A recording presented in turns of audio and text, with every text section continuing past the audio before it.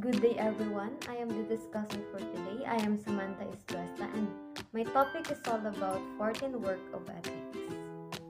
The first work of ethics is the meaning of work. Working is both right and duty.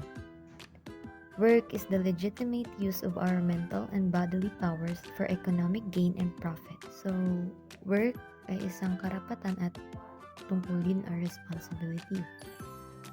Ito ay ang wastong paggamit ng ating mga kakayahan sa isip at katawan para sa economic gain and profit. So next, we have the first one. Work is the use of application of our physical powers to accomplish a task. So, ang trabaho is paggamit or aplikasyon ng ating physical na kakayahan upang magawa ang isang gawain. It is a use because nobody can own another person's body, nor anyone can sell his body, any part or function of it. So, it is used because walang sino man ang maaaring magmay-ari ng katawan ng iba or magbenta ng kanyang katawan anumang bahagi o tungkulin ito. Legitimate use because not every activity which provides income is not work in the moral and legal sense. So, legitimate use because not all activities that generate income are considered work in a moral and legal sense. So, the second one is work is for the purpose of obtaining an economic gain for the workers. So, ang trabaho ay para sa layuning makamit ang ekonomikong pakinabang para sa manggagawa. So, work aimed at achieving economic benefit for the workers. It belongs to the essence of work that is compensated. So, it's intrinsic to work that it receives compensation. Compensation is based on justice and takes the form of wage or salary. So, compensation is founded on fairness and typical comes in the form of wages or salary. So, ang kabayaran ay batay sa katarungan at nagkakaroon ng anyo o sahod o sweldo. The second work of ethics is the right to work. So, working is both right and duty. The right to work derives from the right to life. Man has basic needs which must be satisfied in order for him to survive. So, working is parehong karapatan at tungkulin or duty. The right to work stems from the right to life, karapatan sa buhay. So, people have fundamental needs that must be met for them to survive. So, Pope Leo VIII emphasizes that when someone engages in paid work, the main goal is to acquire property and consider it as their personal possession. So, ayon kay Pope Leo VIII, kapag ang isang tao ay nagtatrabaho upang kumita, ang pangunahing layunin at motibo ng kanyang trabaho ay upang makamit ang ari-arian at ituring ito bilang kanyang pansariling ari-arian. If a person hires out their strengths or skills to receive in return what they need for sustenance, they are explicitly aiming to acquire a complete and legitimate right, not just to the compensation but also to the use that compensation as they wish. It is precisely in the ability to control and utilize what they've earned and that ownership exists, whether it involves land or movable goods. So, if someone works for another using their strength or skills to receive what is needed for sustenance, their explicit aim is to gain complete and genuine right, not only to the compensation, but also to the use of that compensation as they wish. Ownership is precisely found in the ability to control and use what they earn, whether it involves land or the movable goods.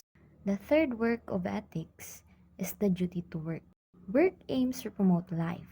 It is a natural duty since every person is endowed with bodily and mental powers so that he may take care of himself and not to become a burden to others. This obligation is a greater responsibility when one becomes the head of the family. According to Pope Leo VIII, for it is the most sacred law of nature that a father must provide food and all necessities for those whom he has begotten, and similarly, nature dictates that a man's children who carry one, as it were, and continue his personality, should keep themselves from want and misery in the uncertainties of this mortal life. Work is aimed at supporting life. It is a natural responsibility because every individual is given physical and mental abilities to sustain themselves and avoid becoming dependent on others.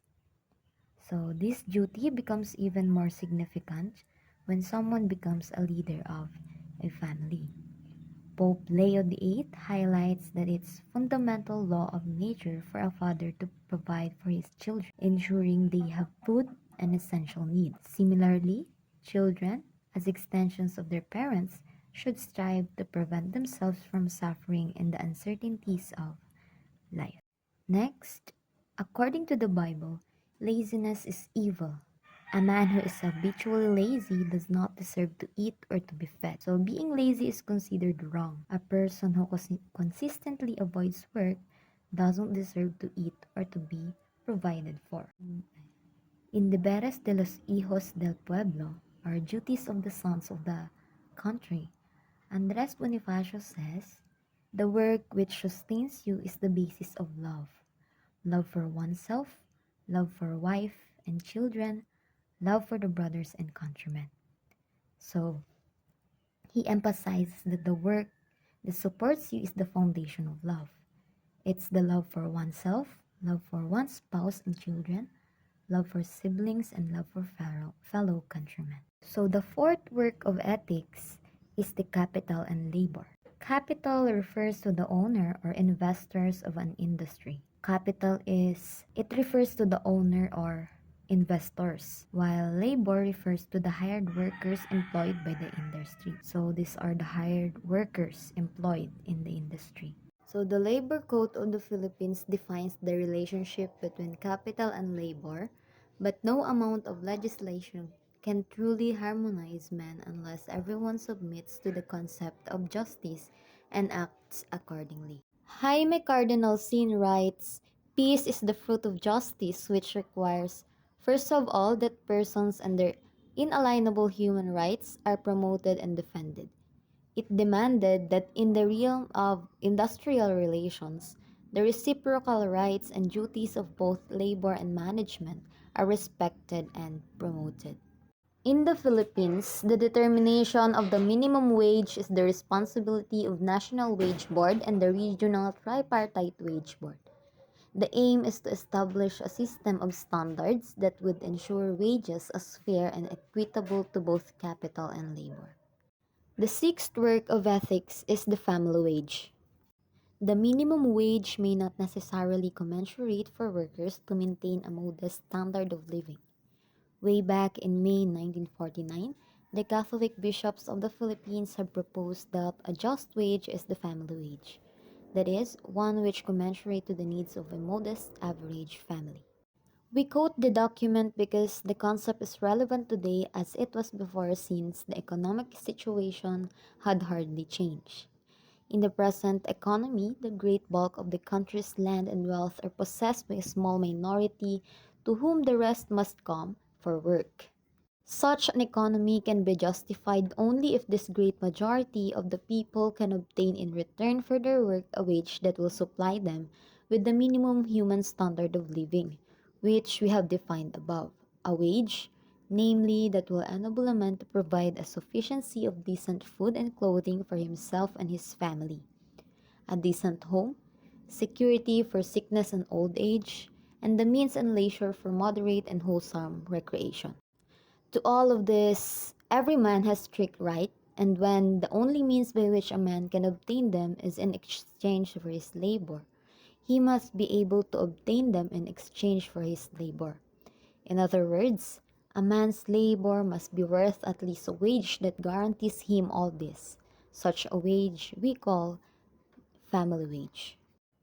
So the seventh work of ethics is the factors for determining wages. Pope John the 23 declares that in determining wages, the norms of justice and equity should be strictly observed. In Mater et Maestra, or Mother and Teachers, Pope John the 23 writes, "This requires that workers receive a wage sufficient to lead a life worthy of man and to fulfill family responsibilities properly. But in determining what constitutes an appropriate wage, the following must necessarily be taken into the account. First of all, the contribution of the individuals to the economic effort, the economic state of the enterprise within which they work, the requirements of each community, especially as regards overall employment, and finally, what concerns the common good of all people, namely of the various states associated among themselves but differing in characters and extent. So, as for my conclusion, the 14 work of ethics holds immense importance in any workplace. It acts as a compass, guiding employees and leadership alike toward ethical decision making and behavior. So, this code fosters a culture of trust, integrity, and accountability, bolstering the organization's reputation while minimizing legal risks. It instills confidence among stakeholders, employees, and clients, ensuring a consistent standards of conduct across the board. Moreover, such a code promotes a positive work environment, enhancing morale and aiding in employee retention. It's a foundational tool that not only shapes day to day operations but also cultivates a long term sustainable organizational ethos rooted in ethical principles and values. And that is all about my report, and thank you for listening.